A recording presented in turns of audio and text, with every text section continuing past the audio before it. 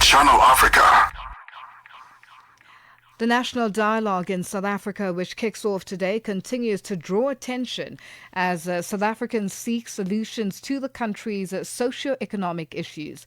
The dialogue has sparked a debate with anti-corruption and social justice activist Dr. Makhosi Khoza questioning the selection of participants. In a statement, Dr. Khoza criticized the dominance of English and Afrikaans in business and education, which reportedly marginalized 75% of South Africans who speak Bantu languages. Khoza is calling for inclusive policies, ethical governance, and support for black entrepreneurship to dismantle structural barriers and promote equality. And she now joins us on the line. Dr. Khoza, good afternoon, and thank you for joining us on Africa Update. Good afternoon, and thanks for having me. Now, let's talk about your concerns. What are your concerns in terms of the selection of participants and who should be prioritized as participants to ensure that the dialogue addresses the needs of marginalized communities effectively? First of all, I actually think that South Africa ought to involve people who have taken a clear stand against corruption, because corruption is the biggest risk factor for this country. It has cost us so much. In fact, we've even abandoned our own vision for this country of a non-racial, peaceful, non-sexist, prosperous South Africa. But fundamentally, I think this country is really doing a disservice to the Bantu language-speaking people who make up 75% of the population. I mean, this is not a matter of perception. You just have to even take a medication, over-the-shelf medication. You still have English and Afrikaans, even in linguistically homogeneous provinces like KwaZulu-Natal. You look at even road traffic signs or whatever. It's like 90% of the people in that particular province do not exist. And we are saying a country that is facing a serious challenge, which was reported by you remember the 2021 International Literacy Report, that spelled out that over 80% of our grade 4 learners cannot read for meaning in any language.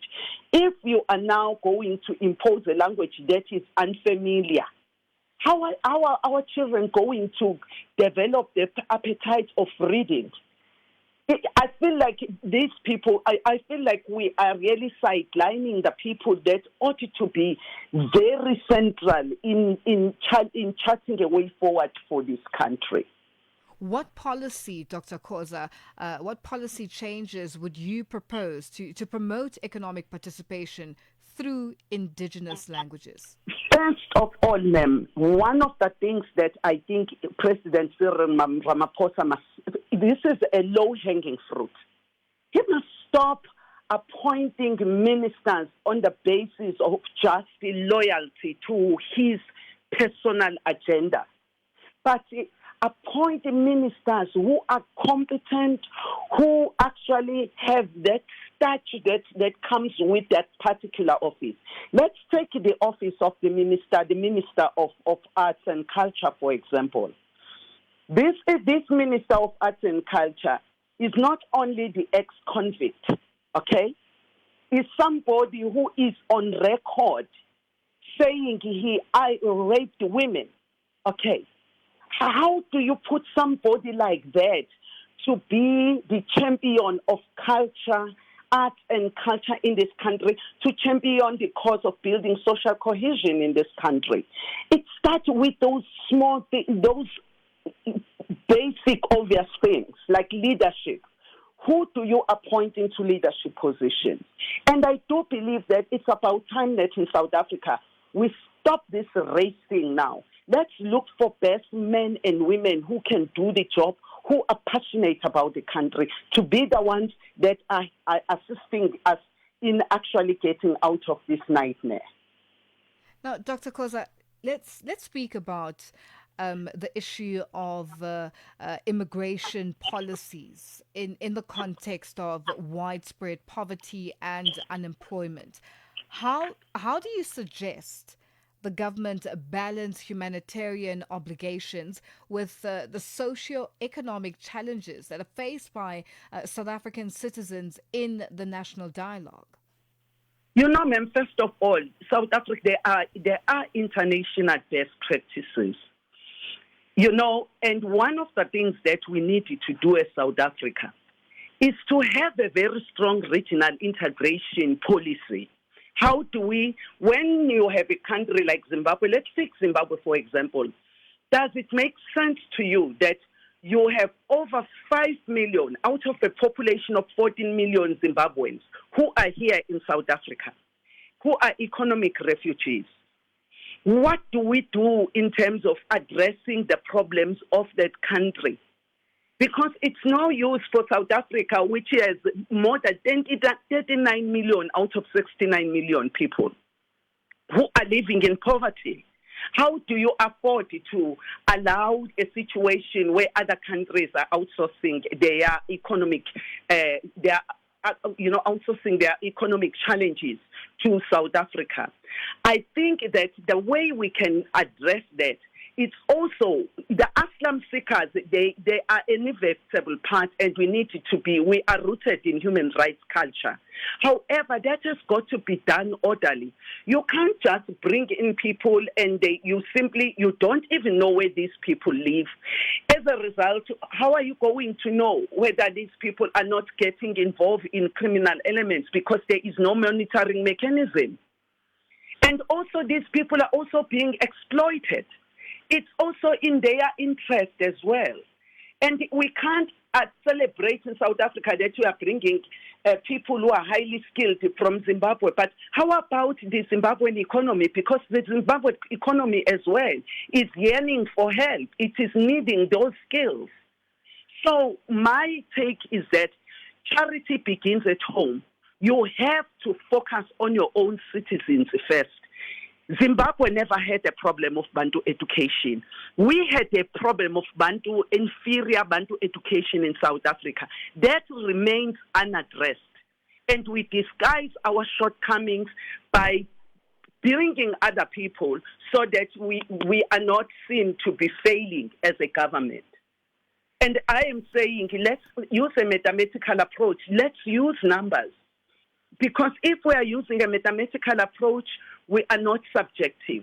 We are using data to assist us to make correct policy decisions. At the moment, we just make decisions without really thinking about the impact that they are creating. In fact, the government is guilty of creating all these xenophobic attacks. It's not the people on the ground. It's the government that creates a fertile ground for that, for allowing these things, making the borders very loose and very weak and unguarded and so forth. No country can be able to do what South Africa does. We need to do our responsibility of ensuring that we take care, we don't move away from our human dignity agenda. However, we need to do that without compromising, the aspirations of our own citizens. We can't exchange, we can't trade off that. Now, Dr. Khoza, we've seen with the build-up just last week an exit of a number of legacy foundations, including former President Thabo Mbeki's foundation, the Thabo Mbeki Foundation and others. Now, what's your take on how this will unfold in terms of this national dialogue that has started today, and tomorrow, and the build-up to the 2026 convention? The pulling out of the foundations is a major blow. If I were organizers, I would not have proceeded.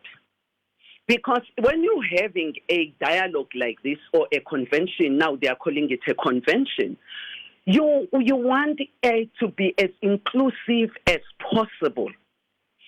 Secondly, you also have a government. The ANC government has lost credibility completely, because we know that they tended to use these kinds of things to plunder public resources. So right now, you have all these foundations pulling out, but you are going ahead. It's like it's of no consequence. We no longer care. And you think about it, if the foundations of Thabo Mbeki, of Archbishop Desmond Tutu are pulling out the clerk and so forth, how about the people on the ground? Because these are the people who are high standing in society. In other words, if you are able to ignore those types of people, how much more with the ordinary citizens? I don't think that it ought to have gone ahead. I think they ought to have postponed it, stress out the differences, and so that whatever outcome that we get out of that has some level of credibility. Right now, no matter what they do, already there are question marks. They lack credibility. Yeah. Well, Dr. Khoza, thank you so much for joining us on Africa Update. We'll leave it there for today.